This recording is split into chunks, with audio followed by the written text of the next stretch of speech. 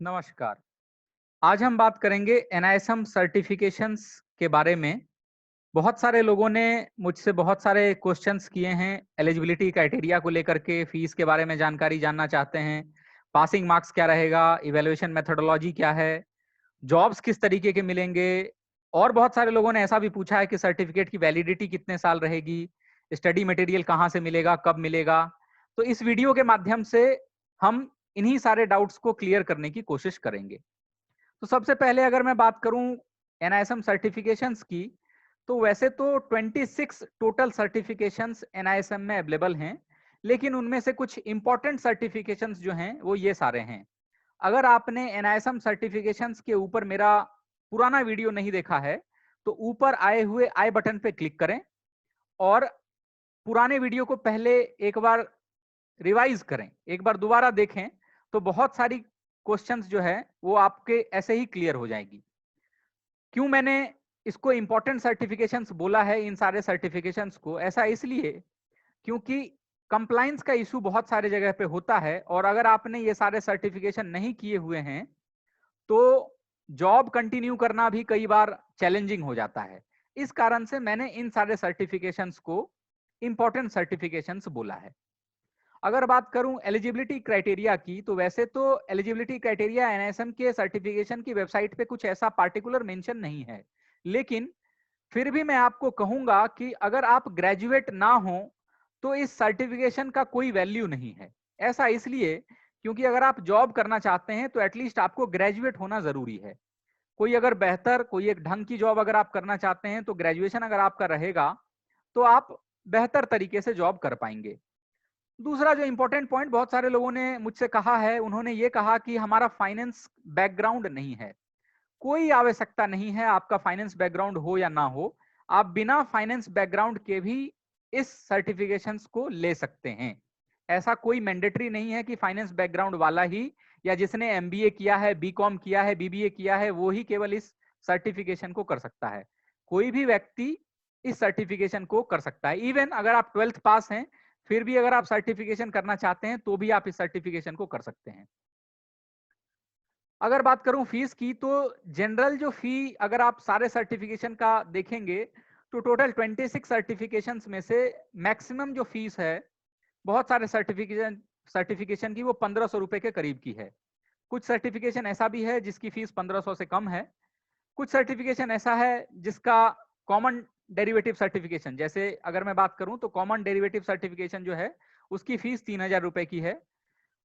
1770 रुपए आप देख रहे होंगे कि equity sales, security market foundation, mutual fund distributor, ये सारे जो हैं इन सब के फीस जो है वो 1770 रुपए है, लेकिन एवरेज जो फीस है वो 1500 रुपए है किसी भी सर्टिफिकेशन की। अगर इवेल्युएशन मेथड की चर्चा करूं तो म्यूचुअल फंड डिस्ट्रीब्यूटर जो है, जिसमें आप म्यूचुअल फंड डिस्ट्रीब्यूटर बनते हैं, जिसके लिए इस एग्जाम को देना मैंडेटरी है, तो म्यूचुअल फंड डिस्ट्रीब्यूटर के एग्जाम में जो इवेल्युएशन मेथड होगा वह इस प्रकार से होगा। 120 मिनट का टोटल एग्जाम होगा, नंबर ऑफ क्वेश्चंस टोटल 100 आएंगे। 50 जो है वो आपका पासिंग मार्क्स है, 50 पासिंग मार्क्स आपको लाना है, कोई भी निगेटिव मार्किंग इसमें नहीं है। सर्टिफिकेट की वैलिडिटी आपकी 3 साल की रहेगी। हाँ, म्यूचुअल फंड डिस्ट्रीब्यूटर का जब आप लेवल 2 देते हैं, 5C जो सर्टिफिकेशन है, उसमें आपको निगेटिव मार्किंग रहता है। अगर मैं बात करूं इक्विटी डेरिवेटिव सर्टिफिकेशन के इवैल्यूएशन मेथड की, तो उसमें 120 मिनट का exam, 100 number of questions, passing marks 60, certificate की जो वैलिडिटी है वो 3 साल की। इंपॉर्टेंट क्या है कि पासिंग मार्क्स यहाँ पे 60 का हो गया है। और दूसरा इंपॉर्टेंट पॉइंट क्या है कि -25% आपको निगेटिव मार्किंग भी रहेगा इस एग्जाम में। यानी कि अगर 1 नंबर का क्वेश्चन है तो 0.25 आपका निगेटिव मार्किंग में जाएगा अगर आप किसी क्वेश्चन को गलत करते हैं तो इसका आपको ध्यान रखना है। और बहुत सारे लोगों को मैंने देखा है कि निगेटिव मार्किंग के कारण अपना एग्जाम क्लियर नहीं कर पाते हैं। लेवल 1 और लेवल 2 एक इंपॉर्टेंट सर्टिफिकेशन है। अगर आप इन्वेस्टमेंट एडवाइजर बनना चाहते हैं या फिर आप किसी इन्वेस्टमेंट एडवाइजरी में कार्यरत हैं तो इस सर्टिफिकेशन को करना काफी जरूरी है। सेम है इवैल्यूएशन मेथड, जैसा आप इक्विटी डेरिवेटिव में देखे थे, 120 मिनट का एग्जाम, 100 क्वेश्चन, 60 पासिंग मार्क्स, 3 साल की सर्टिफिकेट की वैलिडिटी। और -25 असाइन टू द क्वेश्चंस, जो भी रहेगा उसका -25% निगेटिव मार्किंग में आपका कटेगा। लेकिन लेवल 2 का जो वैल्यूएशन है वो थोड़ा सा डिफरेंट है। इसमें 120 मिनट का तो एग्जाम आपको रहेगा, जिसमें 68 क्वेश्चंस टोटल आएंगे, जिसमें 36 जो है वह एमसीक्यू आएगा, 8 केस स्टडी आएगी, 8 केस स्टडी आएगी, जिसमें 2-2 मार्क्स के 4 क्वेश्चन रहेंगे। यानी कि आपको 8 केस स्टडी पूरे तरीके से अगर करना है तो आपको 2-2 मार्क्स के हर क्वेश्चंस को अटेम्प्ट करना पड़ेगा। 100 मार्क्स का टोटल एग्जाम होगा, उसमें 60 नंबर्स आपको लाने होंगे, -25% इसमें भी सेम क्राइटेरिया है नेगेटिव मार्किंग की। रिसर्च एनालिस्ट की बात करूं तो सेम है जैसा आपने डेरिवेटिव में देखा था, 120 मिनट, 100 क्वेश्चंस, पासिंग मार्क्स 60 का और 3 साल की वैलिडिटी। अगर आप और भी किसी सर्टिफिकेशन के बारे में जानना चाहते हैं तो वीडियो के डिस्क्रिप्शन बॉक्स में मैंने NISM के सर्टिफिकेशन की जो लिंक है वेबसाइट की वो दे दी है। आप चाहें तो उस वेबसाइट को विजिट करें और किसी भी सर्टिफिकेशन के बारे में जानकारी आप ले सकते हैं। अगर बात करूं मैं जॉब्स की, तो 1500 रुपए का सर्टिफिकेशन करके अगर आप जॉब गारंटी चाहते हैं तो कहीं ना कहीं इस सर्टिफिकेशन के साथ में जाती आप कर रहे हैं। इस सर्टिफिकेशन का वैल्यू इतना है कि आपको जॉब दिलाने में यह मदद कर सकता है, लेकिन जॉब गारंटी तो आप MBA कर लेते हैं किसी अच्छे कॉलेज से तब भी नहीं है। तो आपको यह समझना होगा कि इस सर्टिफिकेशन के करने के बाद आपको एंट्री बेसिस की जॉब मिल सकती है। बिल्कुल ये मदद करेगा सर्टिफिकेशन। आप अगर खुद का स्टार्टअप करना चाहते हैं, इन्वेस्टमेंट एडवाइजरी डालना चाहते हैं, तो लेवल 1 लेवल 2 के सर्टिफिकेशन आप कर सकते हैं।